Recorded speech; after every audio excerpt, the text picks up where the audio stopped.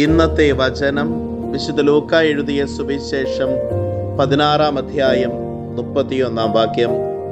Abraham അവനോട് പറഞ്ഞു, മോശയും പ്രവാചകന്മാരും പറയുന്നത് അവർ കേൾക്കുന്നില്ലെങ്കിൽ മരിച്ചവരിൽ നിന്ന് ഒരുവൻ ഉയർത്താലും അവർക്ക് ബോധ്യമാവുകയില്ല. കാരുണ്യവാനും സ്നേഹനിധിയുമായ നല്ല ദൈവമേ, അങ്ങേ തിരുസന്നിധിയിൽ ഞങ്ങളുടെ എല്ലാ പ്രാർത്ഥനകളെയും ചേർത്ത് വയ്ക്കുന്നു. ഈശോനാഥ, അനുനിമിഷം ദൈവപ്രമാണങ്ങൾ അനുസരിച്ച് ജീവിക്കുവാനും വചനത്തിലൂടെ നീ ഞങ്ങളോട് അരുളി ചെയ്യുന്ന ദൈവിക കാര്യങ്ങൾ മനസ്സിലാക്കുവാനും കൃപയും അനുഗ്രഹവും ഞങ്ങൾക്ക് നൽകണമേ. അമ്മേ മാതാവേ, ഞങ്ങൾക്ക് വേണ്ടി മാധ്യസ്ഥം യാചിക്കണമേ.